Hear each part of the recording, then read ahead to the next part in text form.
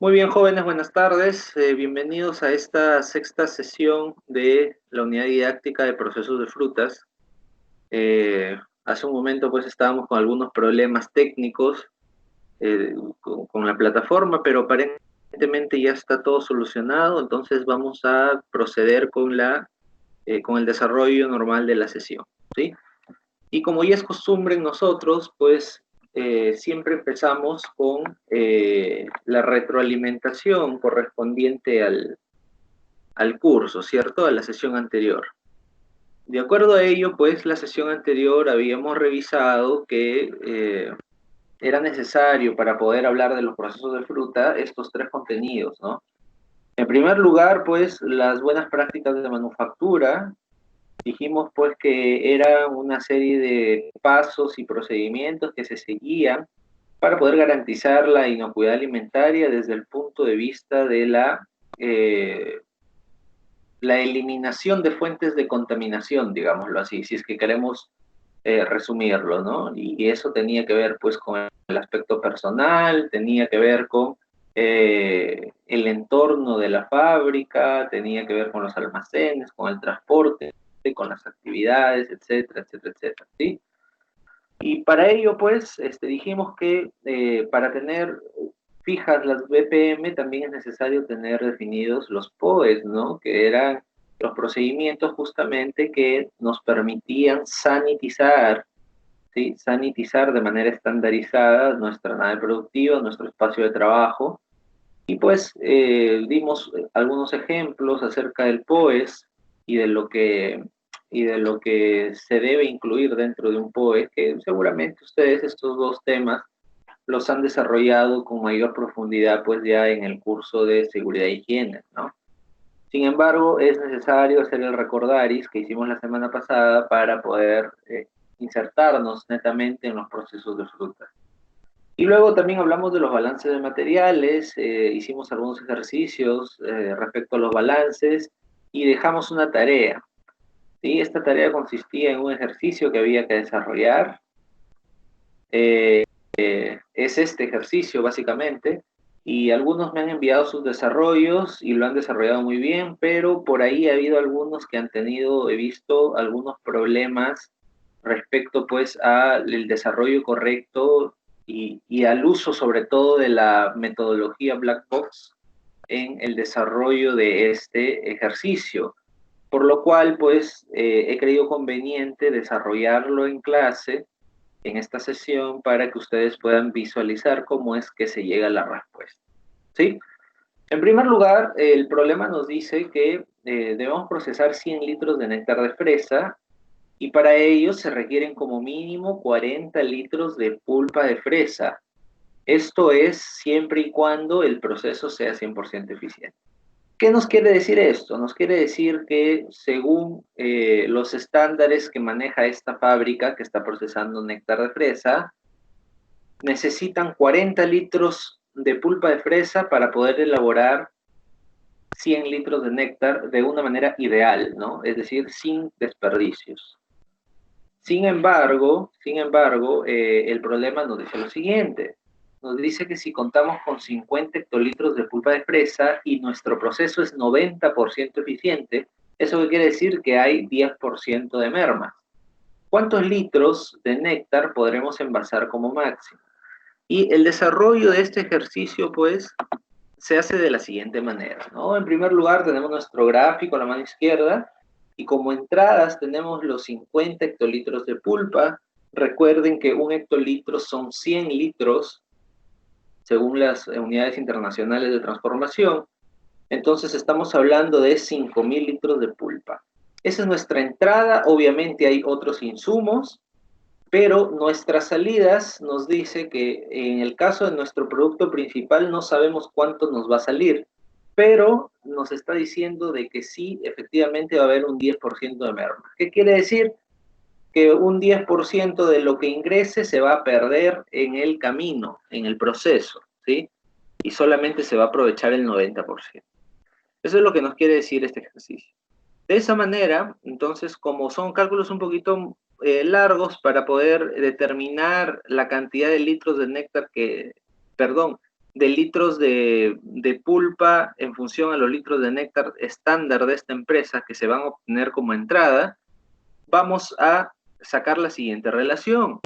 Decimos que para determinar cuánto está ingresando, 5.000 litros de pulpa, según esta empresa, nos dice de que 40 litros de pulpa hacen 100 litros de néctar. Como nosotros queremos determinar los litros de néctar, vamos a colocar el 40 en el denominador y el 100 en el numerador, ¿sí? De esa manera, cuando multiplicamos, se van los litros de pulpa y nos va a quedar solamente los litros de néctar. Entonces, nuestras entradas serían 12.500 litros de néctar. Ese sería el néctar que está ingresando al proceso. Ahora, de esto, el mismo ejercicio nos dice que en nuestra salida se va a perder el 10%. Entonces, tengo que calcular el 10% de esta entrada. ¿Cuánto es? 10% por 5.000 litros de pulpa por 100 litros de pulpa son 40 litros de... Perdón, 100 litros de néctar son 40 litros de pulpa. Eso es el 10% de merma que se ha perdido. Más lo que nos quede. No lo conocemos, entonces le ponemos X. Entonces nuestras salidas van a ser igual a 1.250 litros de néctar más X. Igualamos por teoría black box entradas igual a salidas y vamos a encontrar que 12.500 litros de néctar van a ser igual a 1.250 litros de néctar más X. Por ende, X es igual a 11.250 litros de néctar envasado que vamos a poder obtener de este proceso. ¿Sí? Por favor, coméntenme en el chat si es que les salió igual o les salió diferente. Coméntenme para poder ir viendo. ¿Están de acuerdo con esta respuesta, jóvenes? Coméntenme, por favor. Estoy leyendo sus chats. Recuerden que la participación es evaluada todas las sesiones, independientemente del curso.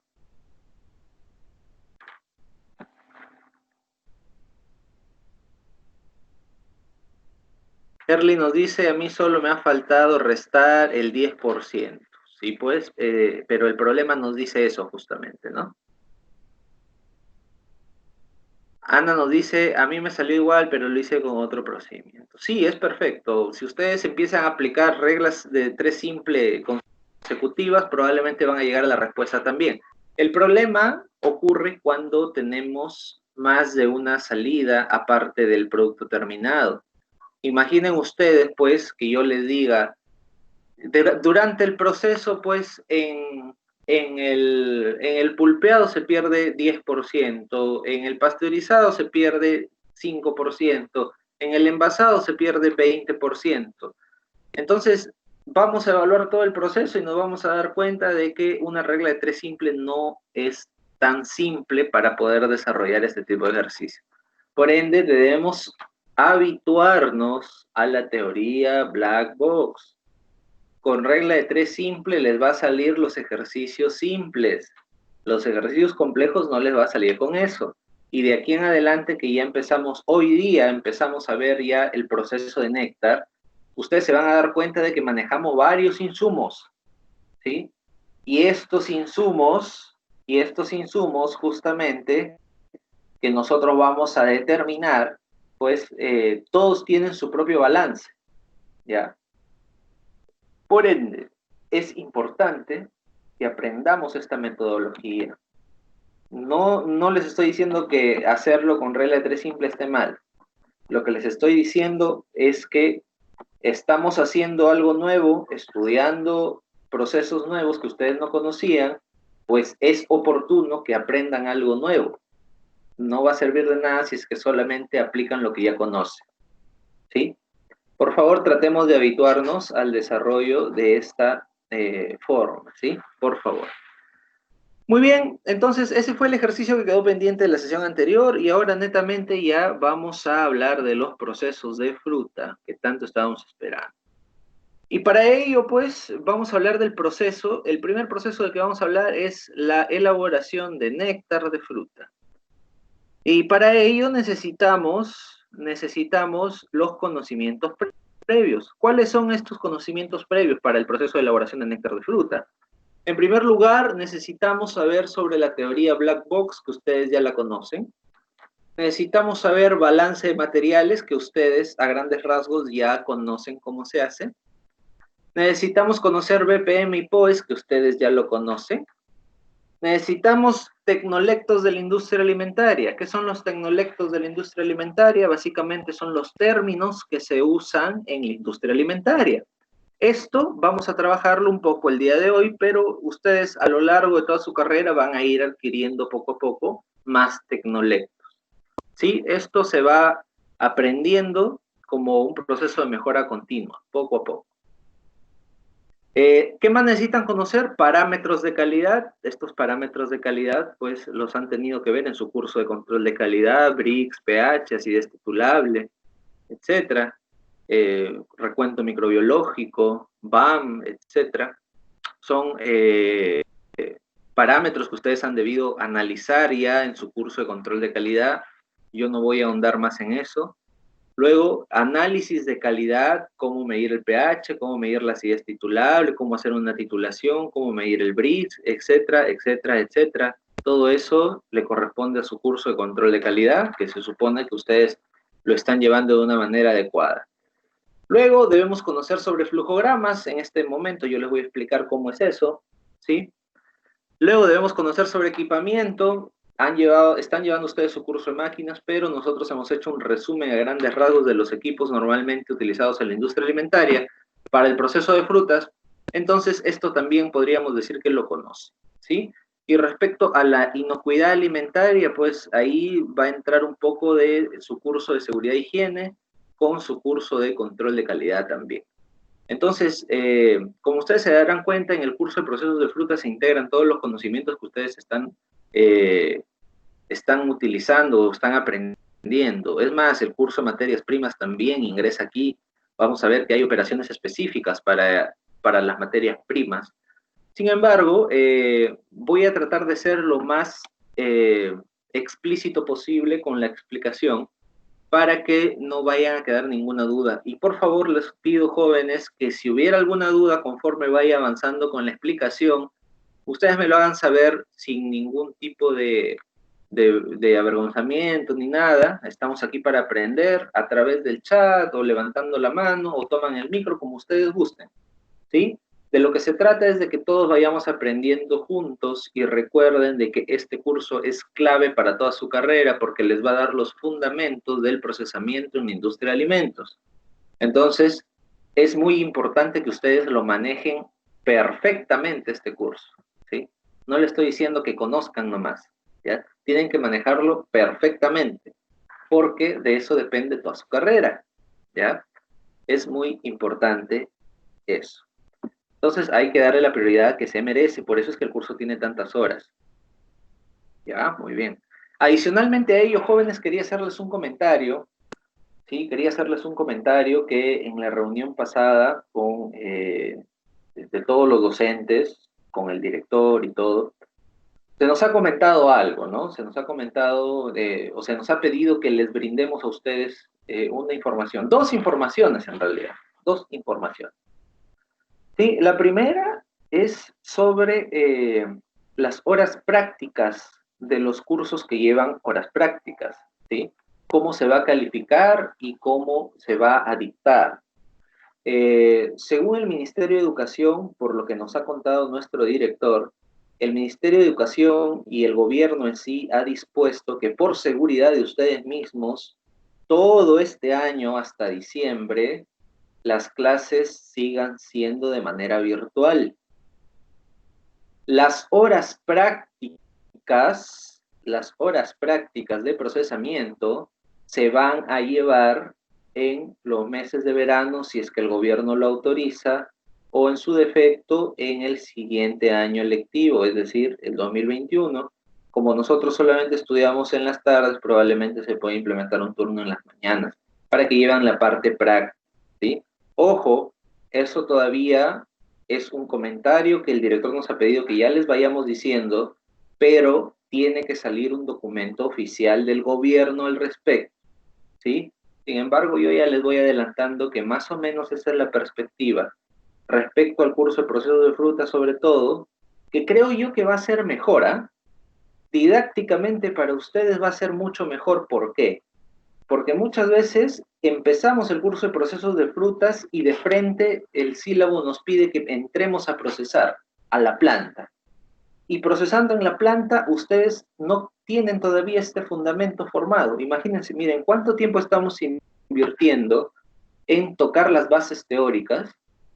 Y cuando hay un ciclo regular, esto no se puede hacer muy bien, ¿sí? Porque solamente tenemos una hora de teoría prácticamente y lo demás es pura práctica. Que tiene sus ventajas, es cierto, pero ustedes, a diferencia de las otras promociones, van a salir con el valor agregado de que conocen el porqué de las cosas que están haciendo. Porque cuando ya lleguemos a la planta, ustedes básicamente lo que van a hacer es relacionar contenidos con lo que ya vimos previamente en la teoría. Y eso facilita mucho más el aprendizaje. Entonces, lo que espero y estimo, creo yo, es que en el mes de enero, febrero y marzo nosotros estemos realizando tanto los procesos de frutas como los procesos de hortalizas y azúcares. ¿Sí? Eso es lo que les quería comentar en primera instancia, y en segunda instancia, que el gobierno ha establecido una estrategia de 360 grados para la capacitación, sobre todo de habilidades para la empleabilidad y que tienen que ver con, pues, conocimientos de Word, Excel, ofimática básica, conocimientos que para ustedes van a ser muy útiles y que van a poder acceder a ellos a través de las plataformas del Estado, en paralelo a lo que ustedes ya están recibiendo. No sé si alguno de sus docentes de repente o de informática o de comunicación ya les han mencionado al respecto. En lo personal, pues, como son cursos de la empleabilidad, nosotros que somos especialistas técnicos, no entramos mucho en eso, pero es un beneficio que ustedes van a tener que también se nos pidió que les comuniquemos. Sí, esa formación tengo entendido que va a ser gratuita, pero van a tener ustedes que acceder a través de plataformas del Estado, pues, ¿no? Para más conocimiento de eso, pueden consultarle a la profesora Zoila, que ella es la jefe de unidad académica y está mucho más enterada de esto y les puede dar una mayor noción al respecto, ¿no? Eso es algo que les quería comentar, ¿no? Entonces, el procedimiento de trabajo del día de hoy, jóvenes, es bastante sencillo. Ustedes deben tener un cuaderno de apuntes al costado, ¿sí? Y en este cuaderno de apuntes ustedes van a ir tomando las ideas principales de todo lo que yo les vaya diciendo, ¿sí? Vamos a tocar un flujograma estándar de elaboración de néctar. Profesor, ¿quiere decir que todos los néctares se elaboran así? Mentira.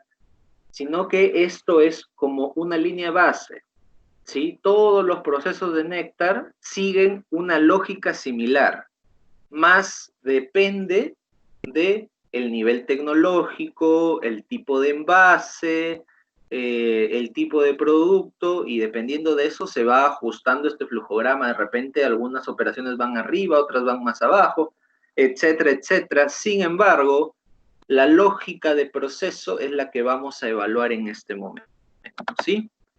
Y en primer lugar debemos nuevamente regresar a la teoría del black box, porque es importante comprender cómo es que se dan los procesos de frutas. Vamos a tener entradas, ¿sí? Las entradas para nosotros, voy a ir escribiendo en el chat, jóvenes, las entradas para nosotros van a ser igual a materias primas más insumos más materiales complementarios, ¿sí? Las entradas son materias primas, insumos y materiales complementarios. Profesor, ¿qué es una materia prima? Pues obviamente es el producto alimentario que va a ser procesado, ¿sí? El producto que principalmente viene del agro, del sector agropecuario, es decir, del sector agrícola y del sector ganadería, cualquiera de los dos, ¿sí? hidrobiológico también, que nosotros vamos a procesar y vamos a transformar para lograr algún fin, ¿sí? Los insumos, pues, van a ser una serie de aditivos, ¿sí? Una serie de componentes adicionales a la materia prima que van a permitir caracterizar al producto en función a lo que el consumidor requiere, ¿sí? Si nosotros preparamos un néctar, nosotros como consumidores requerimos que el néctar sea líquido, pero tenga pulpa y sea dulce. Entonces, ahí nos va a dar el indicio, pues, de que vamos a tener que trabajar probablemente con, aparte de la pulpa, con agua, y vamos a tener que trabajar probablemente con azúcar y todos los insumos necesarios para estabilizar esta mezcla, ¿sí? Esos son los insumos. Y los materiales complementarios, me refiero pues a los envases, las etiquetas, etcétera, ¿no?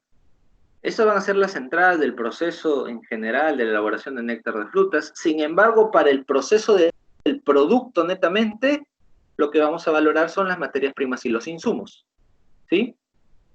Vamos a valorar las materias primas y los insumos.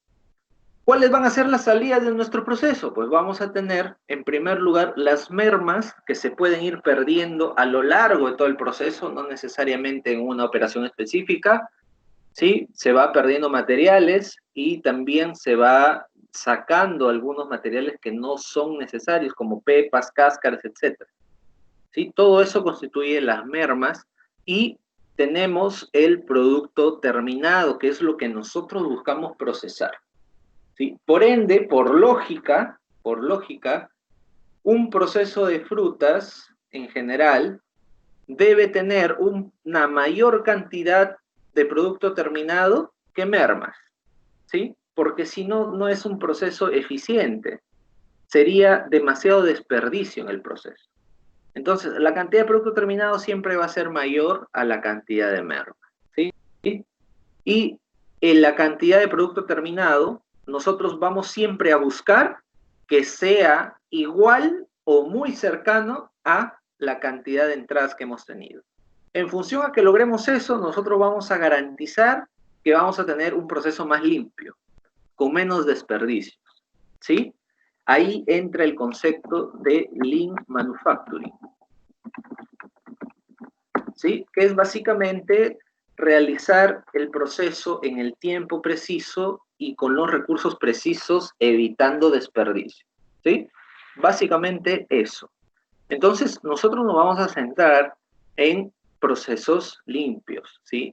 En buscar procesos limpios. Eso es lo que vamos a realizar. ¿Qué pasó? A ver. Hay un problema con una de las diapositivas, al parecer. No aparece el flujograma, Dios mío.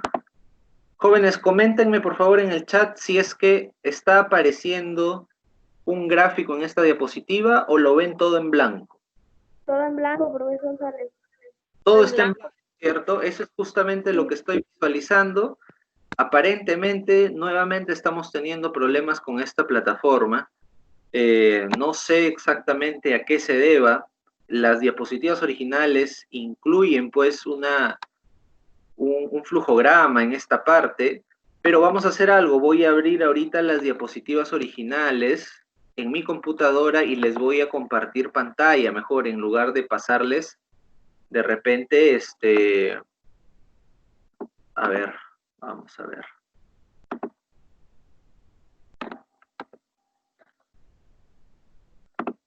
Ya, jóvenes, vamos a hacer algo. Miren, en las diapositivas originales, acabo de revisar, se ve, ¿sí?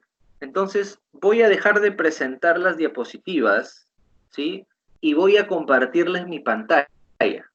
Pero ¿eso qué va a implicar? Va a implicar que todas las opiniones que ustedes den sean a través del micro, porque cuando yo les comparto mi pantalla, automáticamente yo dejo de ver la pantalla donde ustedes están conectados, ¿sí? Entonces, cualquier participación que haya, o la escriben y yo la veo al final de la presentación, o hablan a través del micro, por favor, ¿sí? Entonces voy a dejar de presentar y les voy a pasar les voy a compartir mi pantalla para que ustedes mismos puedan visualizar las diapositivas. Por favor, me confirman si es que están visualizando mi pantalla, ¿sí? A través del micro, por favor. A través del micro. Sí, profesor. Sí, Sí. profesor. Sí, profesor. Sí, profesor. De acuerdo. Gracias, jóvenes, ¿sí? Profesor. Ya, jóvenes. Sí, vamos a proceder con la explicación, ¿sí? Lo que ustedes están visualizando en su pantalla es lo que nosotros conocemos como flujograma de procesos, ¿sí? Flujograma de procesos. Este flujograma de Sí, profesor. procesos, ¿sí? ¿Qué pasó? Este flujograma de procesos, básicamente, es una secuenciación de las operaciones que nosotros vamos a realizar a través del procesamiento de néctar de frutas. Este es un flujograma estándar, ¿sí? Por esta diapositiva lo voy a dejar así en compartir pantalla. Después nuevamente comparto las diapositivas para que podamos escribir en el chat porque realmente tengo que explicarles a detalle cada una de estas partes. Pero por el momento, por favor, si es que tienen la oportunidad, copien este flujograma, copien esta secuencia. Igual lo van a tener ustedes en sus diapositivas, pero es importante que lo copien para que puedan seguir la secuencia de la explicación, ¿sí? Entonces, cuando nosotros elaboramos néctar de frutas, pues definitivamente ya hemos seguido una serie de protocolos, ¿sí? Estamos de acuerdo con nuestras buenas prácticas de manufacturas, tenemos nuestros implementos de protección personal, nuestros espacios dentro de la empresa están limpios. ¿Qué procede? Ya cuando todo está listo para poder procesar, pues procede solicitar al proveedor que nos traiga la materia prima. Entonces, todo proceso en la industria alimentaria parte de la operación de recepción, ¿sí? Por favor, eso tiene que quedar muy claro. Todos los procesos en la industria alimentaria parten desde la recepción. No existe un proceso en la industria alimentaria que no recepcione o materia primas o insumos, ¿sí? Tienen que recepcionar sí o sí. Luego la secuencia nos dice que lo que nosotros recepcionamos tenemos que lavarlo, tenemos que desinfectarlo y posteriormente ya debemos darle un acondicionamiento para poder procesar y dentro de ello están todas las operaciones que ustedes visualizan, ¿sí? La última operación de el proceso productivo netamente es el almacenado. A partir del almacén para adelante, que todavía sigue la cadena alimentaria, eso ya tiene que ver con los procesos comerciales de la empresa, ¿sí? Los procesos comerciales de la empresa, que muchas veces también se realizan dentro de planta, ojo, ¿eh? Sacar del almacén, cargar los camiones, por ejemplo, para despacho, eso es también se realiza dentro del espacio de planta, pero ya pertenece a la parte comercial, ¿sí? Eso ya no es netamente procesamiento. ¿Por qué no decimos que es procesamiento? Porque a partir de ese momento para adelante, lo que nosotros buscamos ya no es transformar el alimento, sino que se mantenga igual desde que llega al almacén hasta que llega al consumidor. Lo ideal es que el producto se mantenga igual.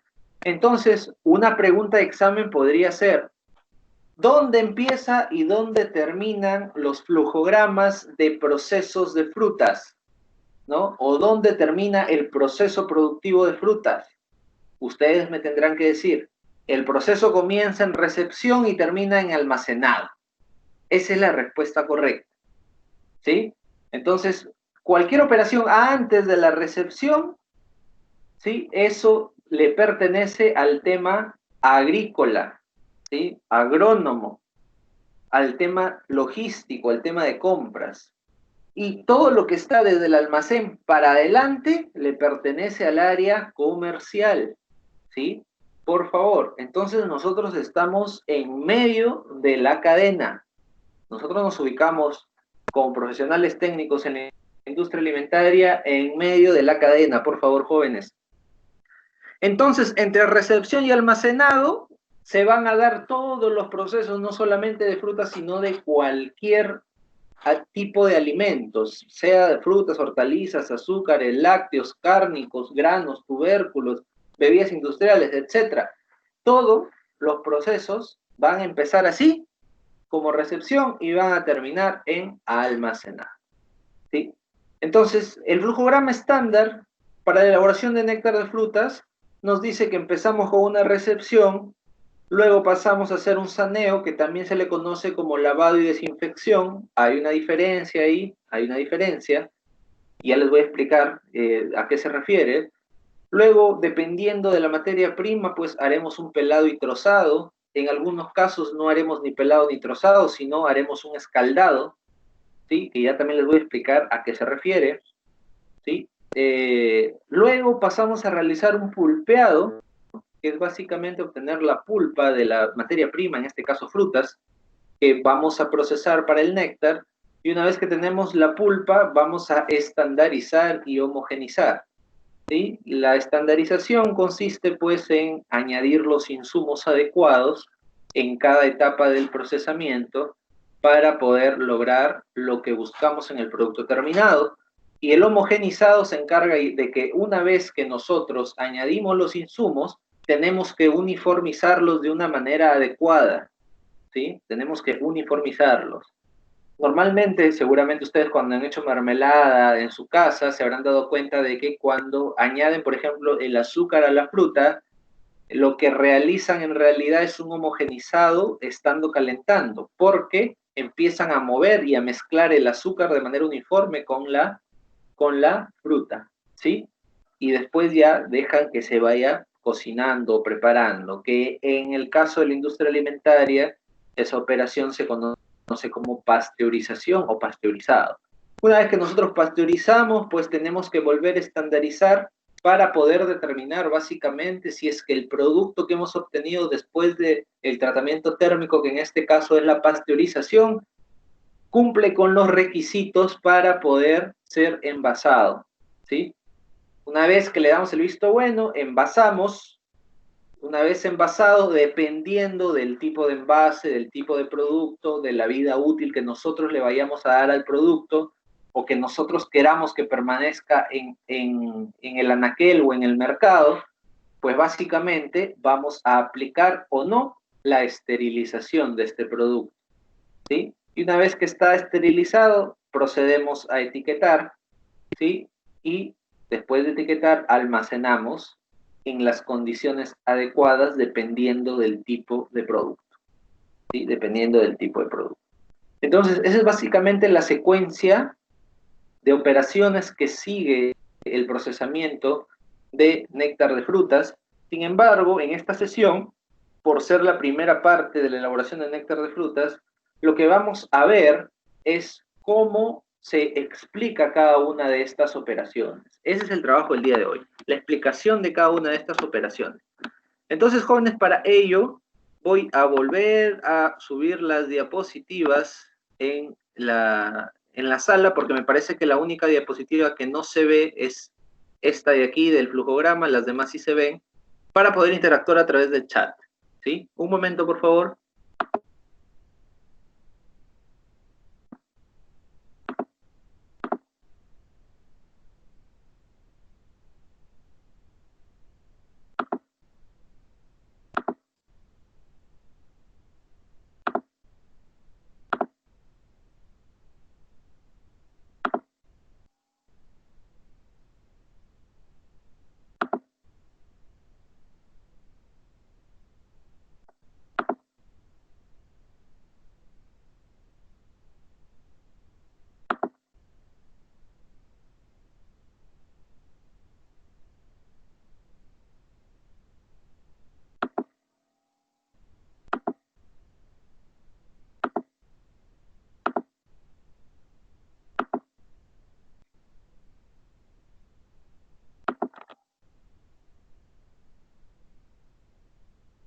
Nuevamente estamos teniendo problemas con subir las diapositivas. Niños, está mal esta plataforma. A ver.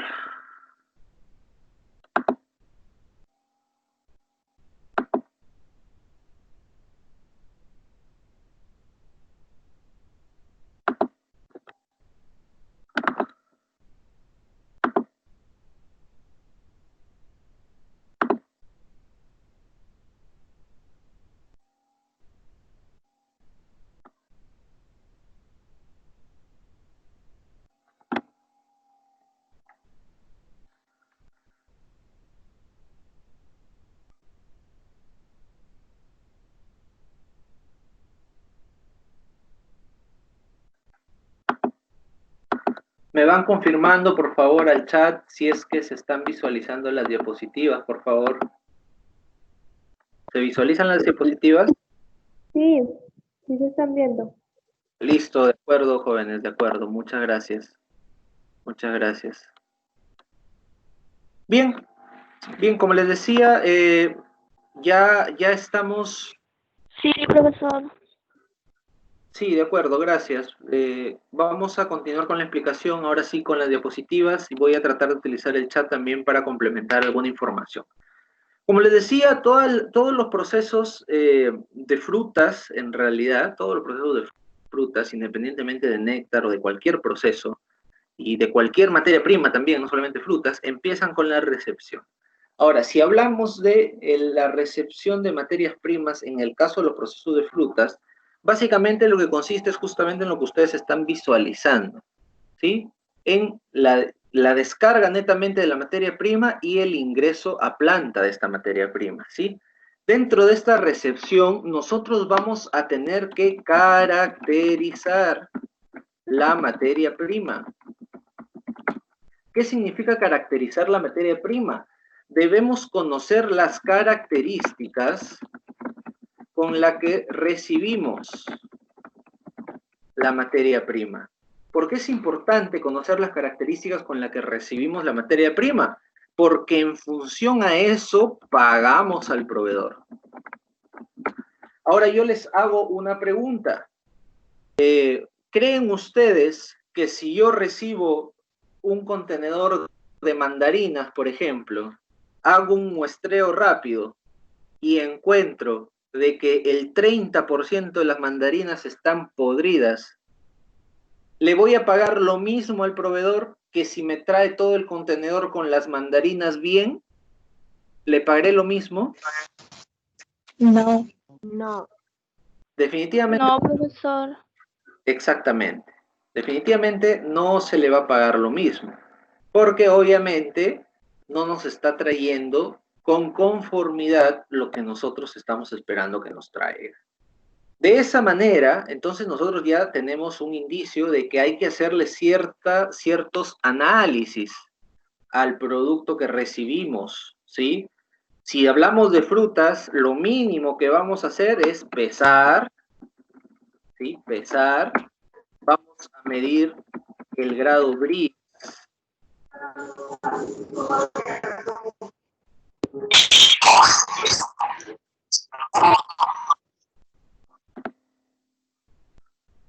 ¿Sí? Vamos a medir el grado Brix. Vamos a tener que medir el pH, la acidez titulable. De repente, inclusive, vamos a tener que ver algún indicador microbiológico. ¿Sí? De repente, estado de madurez. ¿Sí? Turgencia. De repente vamos a tener que ver la dureza de cáscara. En fin, una serie de calibre, también el calibre. O sea, lo que vamos a buscar básicamente es, vamos a hacer un diagnóstico general de lo que estamos recibiendo. Hay una serie de evaluaciones que podemos realizar de nuestra materia prima de acuerdo a cada una de ellas, pues, ¿no? De acuerdo a cada una de ellas.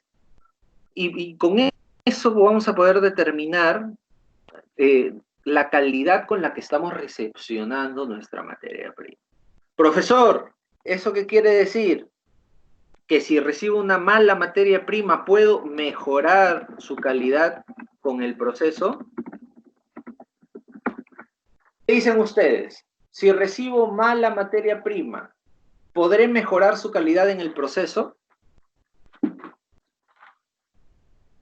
¿Qué opinan? Escriban al chat, por favor.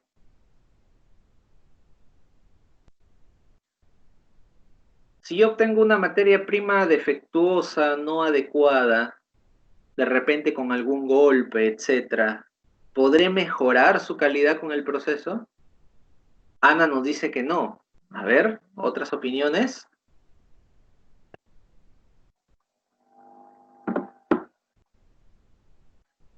¿Solamente Ana está participando? Sarita nos dice que no. Anayeli nos dice que sí se puede mejorar. Herly nos dice que sí se puede mejorar. Maricielo nos dice que sí. Rosemary nos dice que podría ser. John nos dice que sí. Jorge nos dice que sí. Y Aneli nos dice que sí. La respuesta, jóvenes, es que no se puede mejorar la calidad. Lo que se puede hacer es maquillar la calidad.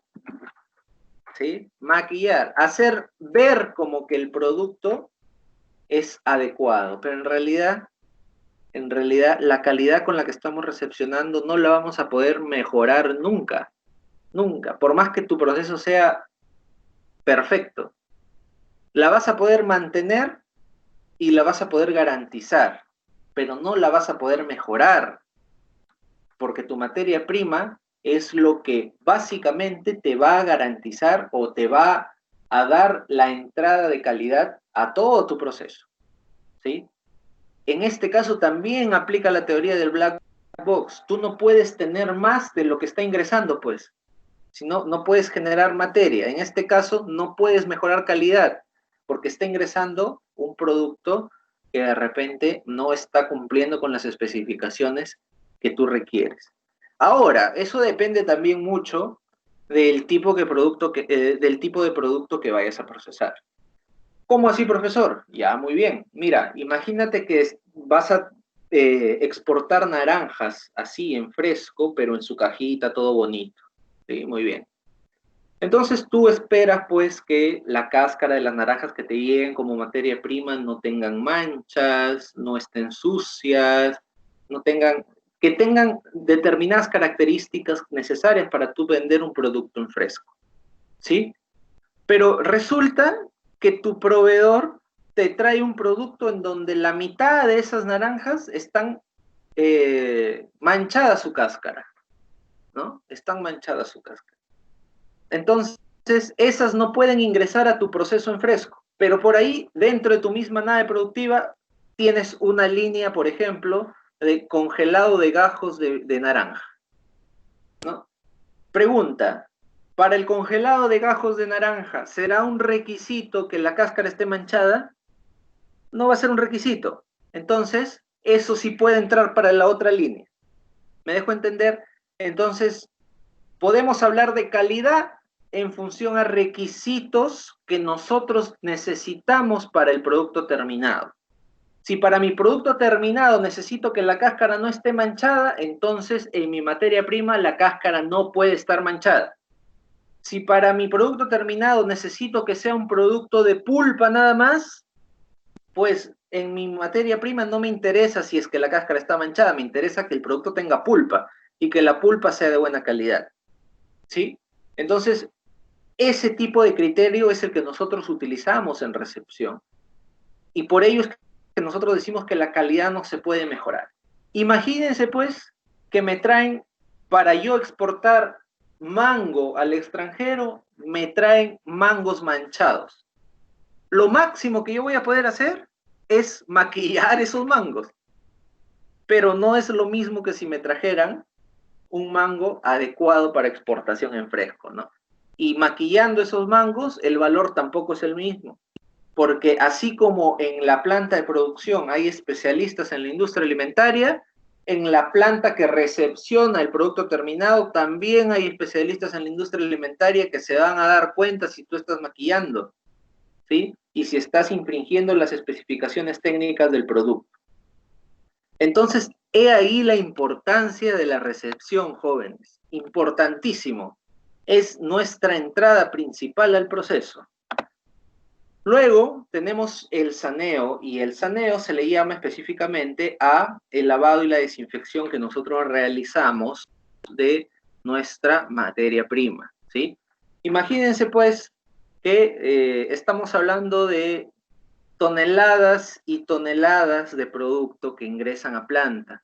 Debemos establecer maquinaria, equipamiento y mecanismos específicos para poder garantizar de que toda esta materia prima esté ingresando a una zona en donde va a ser lavada y desinfectada.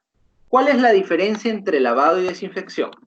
El lavado, jóvenes, sirve para dos cosas: para retirar partículas de polvo, cualquier otro contaminante macroscópico,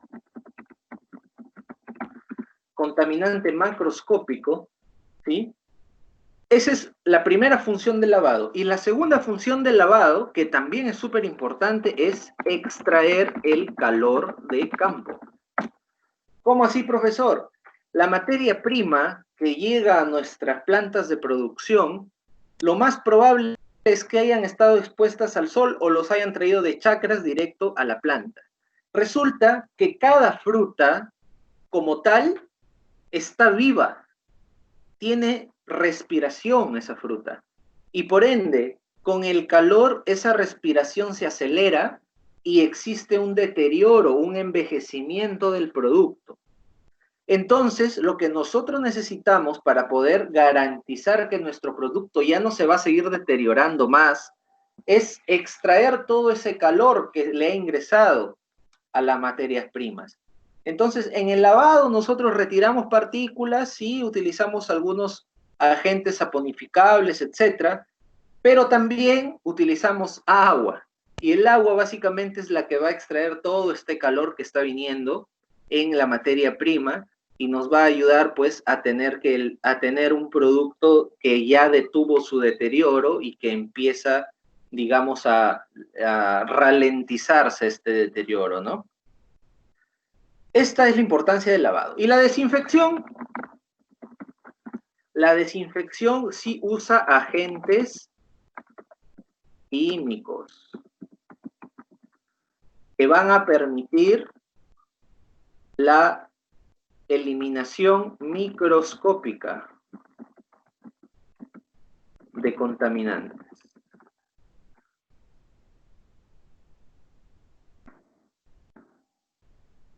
¿Sí?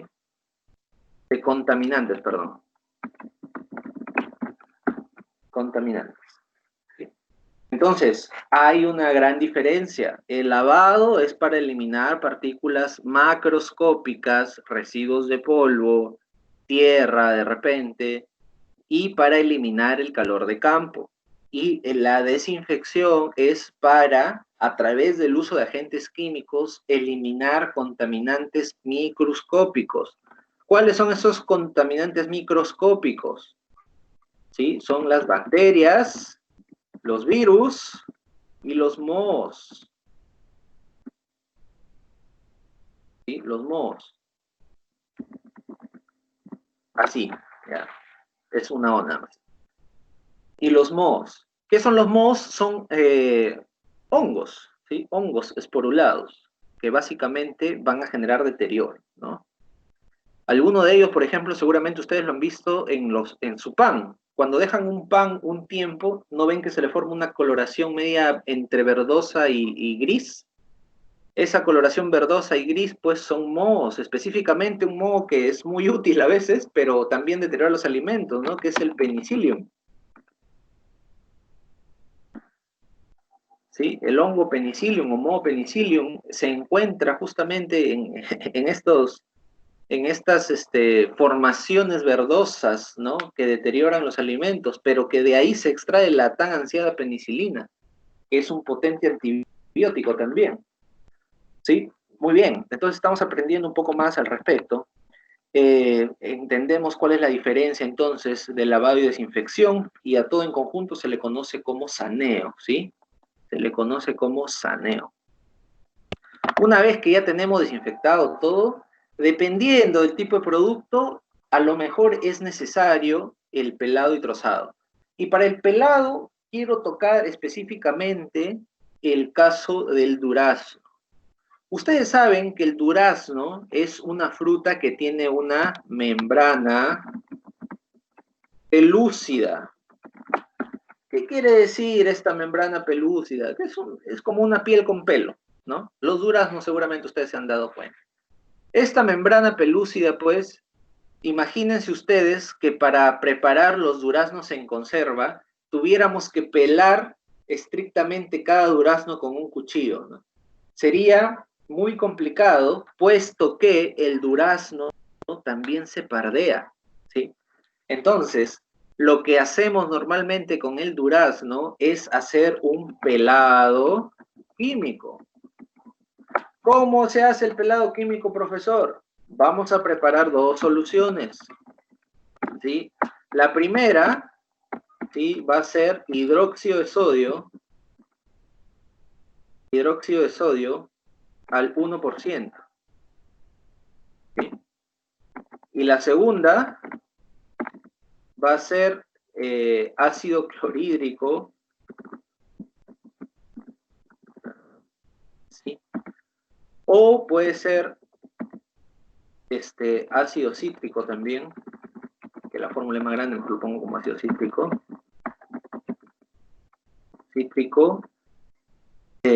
abundante, ¿no?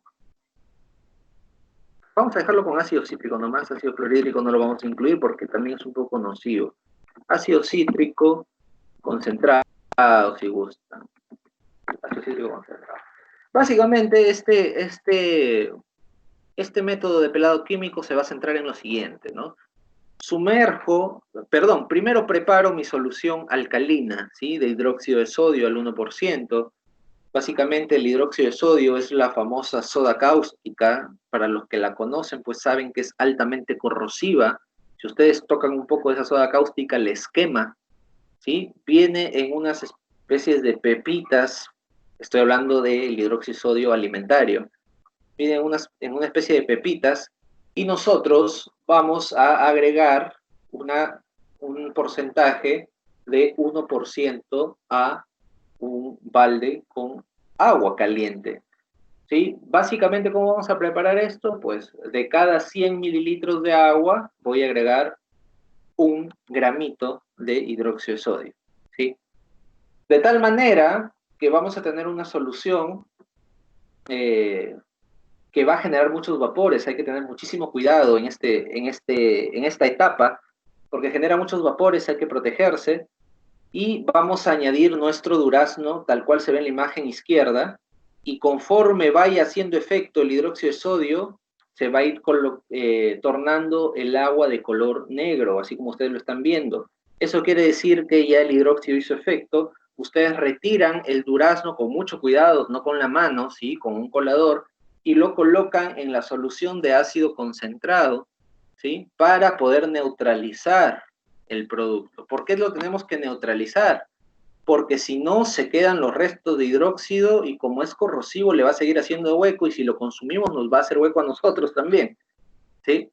Entonces, neutralizamos hasta llegar a un pH neutro, propiamente dicho. Como no vamos a estar midiendo fruta por fruta, utilizamos una solución saturada con ácido cítrico, lo dejamos ahí por 5 minutos el producto, y luego procedemos a lavar con agua corriente, ¿sí? Una vez que lavamos con agua corriente, ya podemos retirar la cáscara, solamente haciendo el uso de nuestras manos, ¿no? Se retira. Pero también está el pelado físico, ¿no?, que es el que nosotros utilizamos, nuestros cuchillos, nuestros peladores. Ahí en la imagen de la derecha ustedes van a poder observar, hay un cuchillo doblado, ¿no?, que es un cacheteador, así se le llama. Cuando pelamos el mango, lo que hacemos es extraer los cachetes del mango, ¿sí? Esos son los términos que se utilizan en la industria, por si acaso, ¿sí?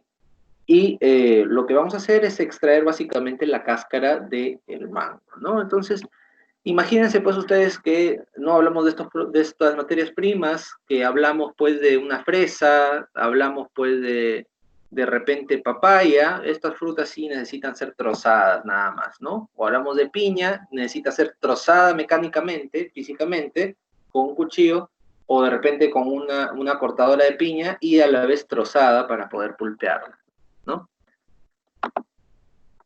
Luego llegamos al escaldado, jóvenes. ¿Qué es el escaldado? El escaldado es una operación de tratamiento térmico.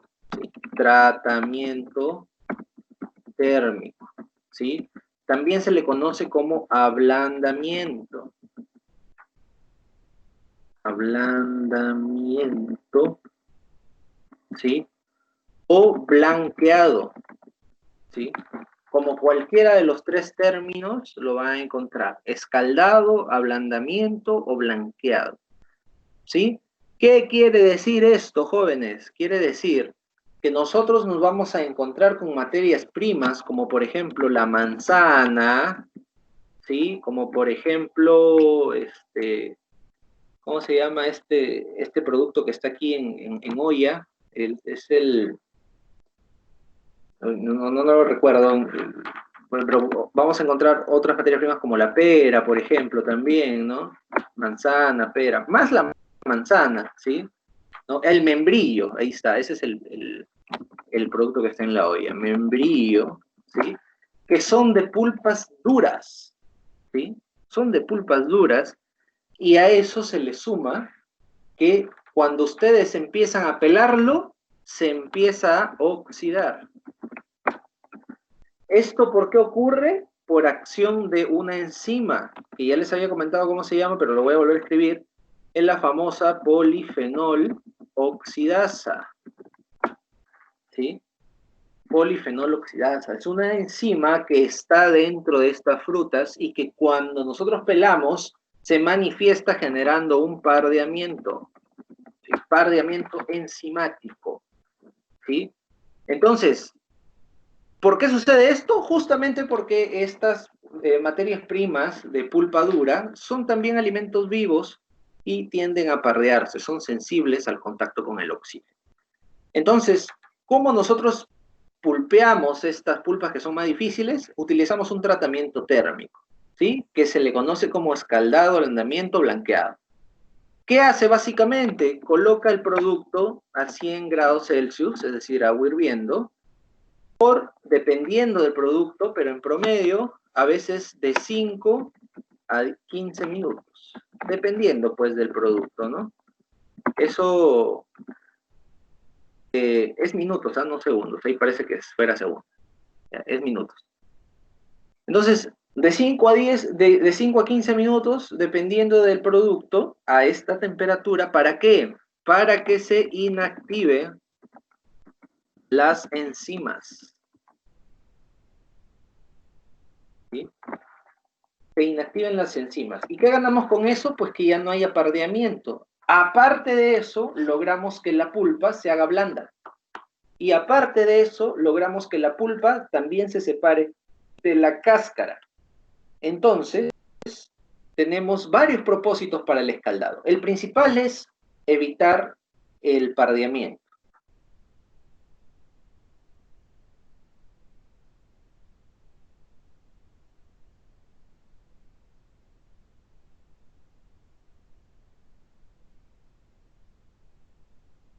Una vez que nosotros realizamos el escaldado, estamos listos para pulpear, ¿no? Una vez que ya hemos escaldado, colocamos pues ya la fruta en la pulpeadora o despulpadora, y este procedimiento ya ustedes lo han visualizado cómo se hace, pero básicamente de lo que se trata es de separar pues cáscaras y pepas de la pulpa propiamente dicha y tener esta pulpa uniformizada de alguna forma para poder trabajar en el proceso, ¿no?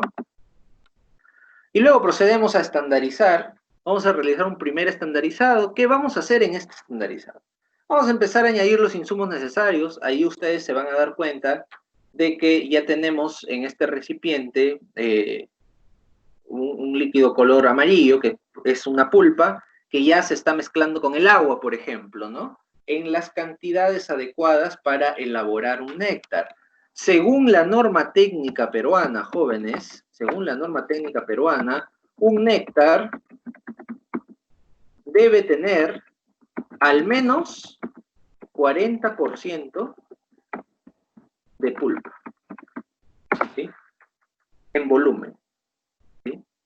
Entonces, según la norma técnica peruana, un néctar debe tener al menos 40% de pulpa en volumen. Todo lo que tiene menos pulpa no son néctares, son jugos, ¿sí? Es diferente, es diferente. El valor comercial es diferente. Un néctar tiene más valor comercial, ¿sí? Muy bien. Entonces, si nosotros preparamos con 40%, puede ser néctar. Si preparamos con 50, también puede ser néctar. Si preparamos con 60, también puede ser néctar. Pero va a depender mucho, pues, de el producto que nosotros deseemos elaborar, ¿sí? Va a depender mucho de eso. Sin embargo, como les digo, entonces nosotros debemos, en esta etapa de estandarizado, añadir el agua y los insumos suficientes para que la pulpa conforme al menos ese 40% en función al volumen total, ¿no? Para ello va a requerir, pues, como se visualiza en el lado derecho, pues, que estemos monitoreando constantemente, que estemos añadiendo los insumos, que estemos tomando mediciones, ¿sí? En toda la línea, nosotros los parámetros que sí o sí vamos a medir por todos lados va a ser la temperatura, Brix y pH, ¿sí? Temperatura, Brix y pH lo vamos a medir a lo largo casi de todas las operaciones. A lo largo de todas las operaciones. ¿Por qué es importante medir la temperatura, Brix y pH? Porque son puntos críticos. Son puntos críticos para el procesamiento, estos parámetros, ¿sí? Nosotros vamos a llegar el día viernes a identificar de lo que se trata un plan HACCP, ¿sí? A grandes rasgos, porque seguramente en control de calidad lo van a detallar mucho más, ¿sí? Pero el plan HACCP básicamente nos va a establecer qué operaciones dentro de nuestro procesamiento nosotros vamos a tener que de repente van a ser operaciones clave, que si ocurre un error en esa operación, no va a haber ninguna operación posterior que pueda solucionar el problema que se originó. Entonces, estas operaciones clave, que son conocidas como operaciones críticas o puntos críticos de control, básicamente tenemos que monitorearlas de una manera exhaustiva, ¿sí? En exceso de preferencia, de tal manera de que garanticemos que nuestro producto está yendo bien y no estemos con problemas de calidad al final de todo el proceso, porque si acaba el proceso y al final detectamos que hay problemas de calidad, nos vamos a dar cuenta de que el sobrecosto de reprocesar es muy grande y vamos a perder dinero prácticamente, ¿no? Entonces, son algunas de las cosas que tenemos que estar monitoreando, pues. Luego, una vez que ya añadimos todos los insumos, ahí, como ustedes verán, esta es una olla o marmita con agitador. Esa paleta, digámoslo así, va dando vueltas y va mezclando uniformemente mientras el calentamiento va avanzando. Nosotros en la planta de industrias alimentarias lo que utilizamos para agitar, pues básicamente es una paleta de acero inoxidable, porque no tenemos agitador en nuestra marmita, ¿sí? Es una marmita eléctrica automatizada, pero no tiene agitador. Entonces, la agitación la tenemos que realizar nosotros, ¿sí? Muy bien, jóvenes, el homogeneizado es básicamente para eso, homogeneizado, ¿sí? Se trata de integrar correctamente todos los insumos para que se mezclen uniformemente, ¿sí? De eso se trata, el homogeneizado. Y luego vamos a hablar pues del pasteurizado y con ello quiero hablar de los tratamientos térmicos. Tratamientos térmicos en general. ¿Sí? Ya habíamos hablado hace un rato del escaldado. Ya hablamos del escaldado. Vamos con el pasteurizado. ¿Sí? El pasteurizado es un tratamiento térmico que nos va a permitir eliminar al menos el 95% de la carga microbiana. ¿Sí? Nos va a permitir eliminar al menos el 95% de la carga microbiana. ¿Cómo es eso? A través de la inyección, si quieren llamarlo ustedes así, de temperatura. Le agregamos temperatura al producto, es decir, lo calentamos para que nuestros microorganismos presentes ahí que pudieran ser patógenos, alguno de ellos, desaparezcan, se destruyan o se reduzcan a una cantidad mínima en la que no puedan hacer daño. ¿Sí? Entonces, ese es el objetivo de la pasteurización. ¿Quién lo descubrió? El científico Luis Pasteur. Básicamente calentó algo y se dio cuenta de que no se malograba ya, al igual que se malograban otros productos, ¿no? Entonces, bien. La pasteurización, hay varias formas de pasteurizar, mejor dicho, ¿sí? Primero vamos a tener una pasteurización a baja temperatura y a mucho tiempo, ¿sí? Low temperature, está mal. High temperature, long time, así es, ¿ya? HTLT. Dios mío, estoy mal, estoy confundiéndome los términos, ¿sí? Mejor lo vamos a trabajar en español para que lo podamos interiorizar todos y de ahí sacamos la definición en inglés, ¿ya? A ver, la primera forma de pasteurizar utiliza una temperatura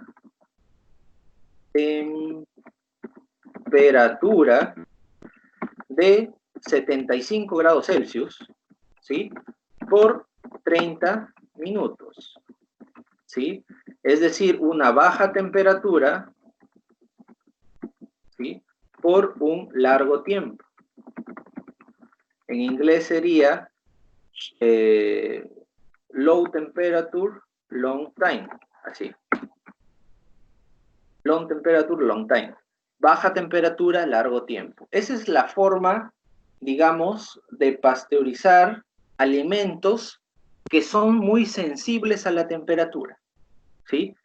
Hay algunos néctares, o en realidad cualquier proceso en general de la industria alimentaria, que nosotros lo que queremos evitar cuando eliminamos la carga microbiana a través del pasteurizado es que el producto en sí pierda su calidad nutricional. ¿Sí? A veces componentes vitamínicos, a veces componentes proteicos, etc. Entonces, para ello, nosotros lo que hacemos es trabajar con temperaturas de 75 grados, que son lo suficientemente calientes para matar a estos microorganismos, pero necesitamos que permanezca esa temperatura por al menos 30 minutos para garantizar que todos los microorganismos, o por lo menos el 95% de ellos, hayan sido destruidos, ¿sí? Hayan sido destruidos. Esto se utiliza mucho, por ejemplo, en lácteos, ¿no? En lácteos, cuando trabajamos en batch, nos vamos a dar cuenta de que la leche es un producto sensible y debemos trabajarlo a temperaturas bajas por más tiempo, ¿no? Sin embargo, en néctares no solemos usar mucho este tipo de pasteurización, pero es importante que ustedes lo conozcan, ¿no? Baja temperatura, largo tiempo. Luego tenemos una pasteurización convencional, ¿sí? Convencional, que es la pasteurización propiamente dicha. Propiamente dicha. Esta pasteurización propiamente dicha, que es la más estándar y es la que más utilizamos ahí en el instituto, trabaja a 85 grados Celsius por 15 minutos, ¿sí? 85 grados Celsius por 15 minutos, pasteurización propiamente dicha. Si ustedes le dicen, tenemos que pasteurizar esto, y no les dicen más, ustedes aplican pasteurización propiamente dicha. Salvo que el criterio de ustedes les diga que el producto de repente podría malograrse si es que usamos una temperatura de 85. ¿Sí? Pero si no les dan ningún dato, trabajamos con 85 por 15. ¿Sí? Y luego tenemos la pasteurización a alta temperatura. ¿Sí? La pasteurización a alta temperatura. Es alta temperatura, corto tiempo. ¿Sí? High temperature, short time. Ahora sí. High temperature, short time. ¿Qué nos dice esta alta temperatura a corto tiempo? Es una pasteurización en la que se utilizan temperaturas de 95 grados Celsius por 5 minutos. ¿Sí? 95 grados Celsius por 5 minutos. Entonces, la pasteurización puede ser de estos tres tipos, jóvenes. Nosotros utilizamos más la propiamente dicha y la alta temperatura a corto tiempo en las naves productivas que tenemos allá en el instituto, ¿sí? Nosotros trabajamos con esas temperaturas. El short time no lo utilizamos mucho porque, el short temperature no lo utilizamos mucho porque básicamente requiere un mayor gasto energético, ¿sí? Requiere mucho más gasto energético. Y la energía, pues, incrementa los costos del producto terminado. Entonces, lo que nosotros buscamos es una pasteurización propiamente dicha y una alta temperatura a corto tiempo. Cualquiera de los dos tipos de pasteurización. Luego, entonces ya tenemos escaldado, tenemos pasteurización, hablemos de la termización. ¿Sí? La termización básicamente es como un calentamiento, ¿sí? Es un calentamiento previo, digámoslo así, o un calentamiento que me va a permitir reducir una carga microbiana, pero no al extremo, ¿sí? La termización me permite reducir entre el 75 al 85% de la carga microbiana.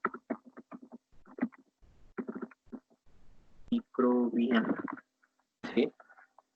¿Qué temperatura utiliza la termización? La termización utiliza la temperatura de 60 grados Celsius por 15 minutos. ¿Cuándo se usa la termización?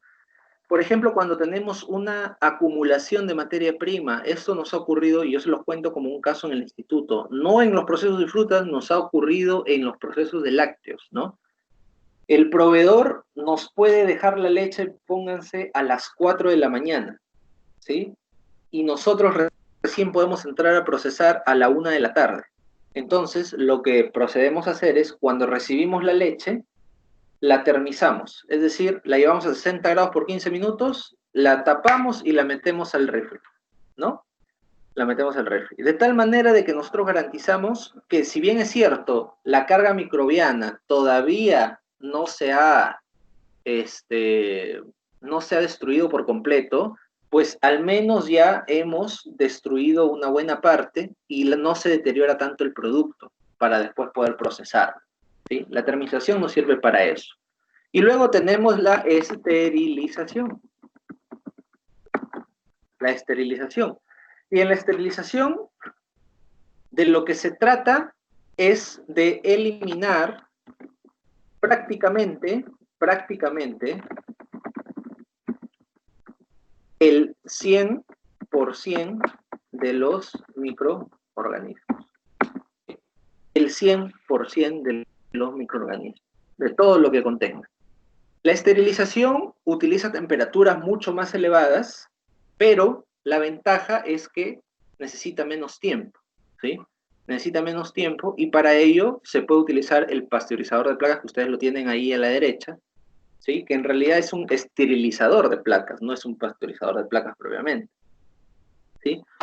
Entonces, esta esterilización, la convencional trabaja a 121 grados Celsius por 5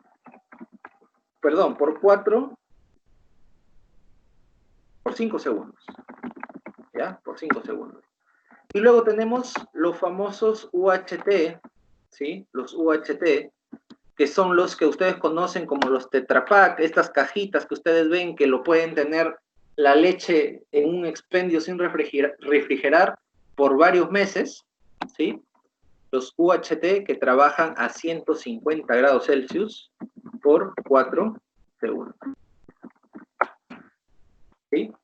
UHT, ¿qué significa? Ultra High Temperature.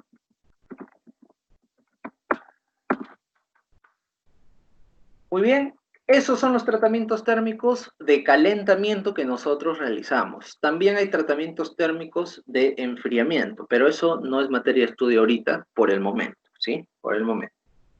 Entonces, estamos en la operación de pasteurizado, y ya sabemos que podemos utilizar 75 por 30, 85 por 15 o 95 por 5, dependiendo de la naturaleza del producto. Entonces, ¿de qué va a depender? Pues de la naturaleza del producto, justamente, y del monitoreo que nosotros le vayamos dando. De la capacidad calorífica que tengan nuestros equipos también va a depender, ¿sí? Tenemos que ir monitoreando esto. Por eso ustedes en la imagen de la izquierda pueden visualizar que se está usando un termómetro digital para ello, ¿no? Luego tenemos el estandarizado 2, una vez que el producto ya está preparado, propiamente dicho, ¿no? Sacamos una muestra del néctar, como ustedes están visualizando ahí, y procedemos a evaluar las características de calidad. ¿Qué podemos medir? Podemos medir Brix, ¿no? Brix, pH, sobre todo esos dos, ¿ah? Brix y pH. Para ver si es que efectivamente el producto pasa las especificaciones, pasa los requerimientos y ya podemos envasar, ¿no? Una vez que llegamos al envasado, y el envasado se puede hacer de manera manual, que no es recomendable, pero lamentablemente, pues cuando no tenemos una llenadora de envases, tenemos que hacerlo manual, o se puede hacer a través de este tipo de llenador, ¿no? Que es un dosificador de 4 válvulas, que ustedes están visualizando, y básicamente va a llenar el producto en el contenedor que nosotros le pongamos. Si utilizamos plástico, va a tener ciertas condiciones el envasado diferente a envasar en vidrio. Cuando envasamos en vidrio, nosotros envasamos el producto en caliente, ¿sí? Y enfriamos bruscamente para generar un shock térmico. Ahorita lo coloco aquí. Shock térmico. ¿Qué es el shock térmico? Es un golpe brusco de temperatura, ¿sí? Está bien caliente y lo metemos al frío, ¿sí? Para lograr que los microorganismos también vayan muriendo por no poder adaptarse a ese cambio de temperatura. Muy bien.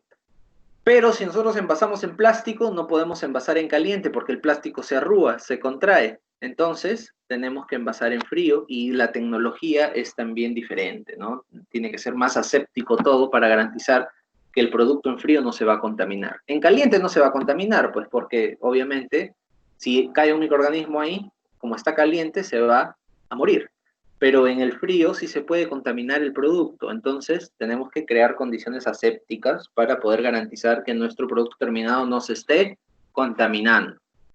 Una vez que logramos envasar, procedemos a esterilizar. Esto va a depender mucho de la vida útil que nosotros le queramos dar a nuestro producto.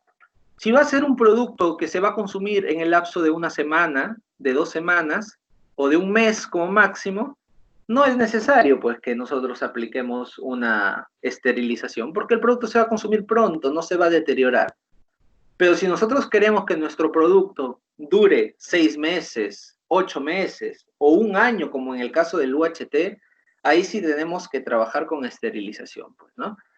¿Cuáles las temperaturas de esterilización? Ya ustedes les mencioné, tenemos 121 por 5 o 150 por 4 segundos, dependiendo del tipo de producto y proceso y envase que nosotros estemos utilizando, ¿sí? Entonces, estamos conociendo aquí un poco más de las operaciones que entran en el procesamiento de la fruta. Luego tenemos el etiquetado. Bueno, en el caso de que tengamos una etiquetadora, básicamente realizamos, pasamos los envases ya cerrados, pues, por el lado del fondo y la etiqueta se va poniendo de manera automática, pero como nosotros no tenemos etiquetadora, el etiquetado lo tenemos que hacer de manera manual. Es decir, cortas tu etiqueta con tu tijera y lo vas pegando, ¿no? Pero a nivel industrial se hace a través de una etiquetadora, pues, jóvenes. Eso es básicamente lo que ocurre, ¿no? Ahora, los balances de salida del producto también van a depender de la velocidad que pueda tener esta etiquetadora, ¿sí? Va a depender de la velocidad que tenga nuestra máquina llenadora. Entonces, todo está correlacionado, ¿sí? Y luego en el almacenado, recuerden, jóvenes, que debemos aplicar, pues, lo que ya habíamos conversado, que son las FIFO, ¿no? First in, first out. ¿Qué quiere decir? Que lo primero que ingresa debe ser lo que primero que es despachado, ¿no? Y básicamente esas son las operaciones, jóvenes, que intervienen en el procesamiento de néctar de las frutas, ¿sí? Por favor, me comentan al chat si tienen alguna pregunta o inquietud para poder absolverla, o si todo está claro, también me comentan, por favor, ¿sí?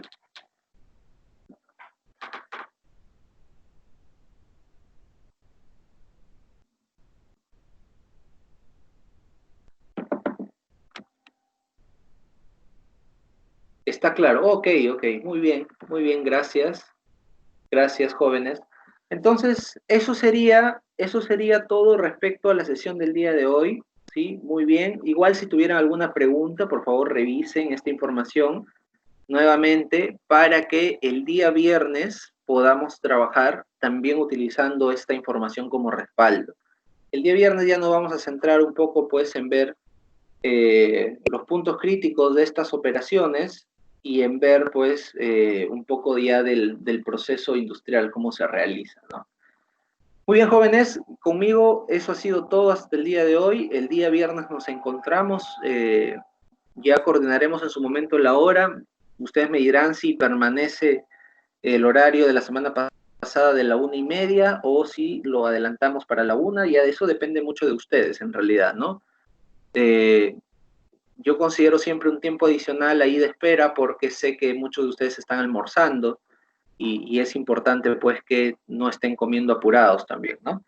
Muy bien, jóvenes, gracias por su atención, gracias por su participación, cuídense mucho, estudien bastante y quédense en casa, por favor. Gracias.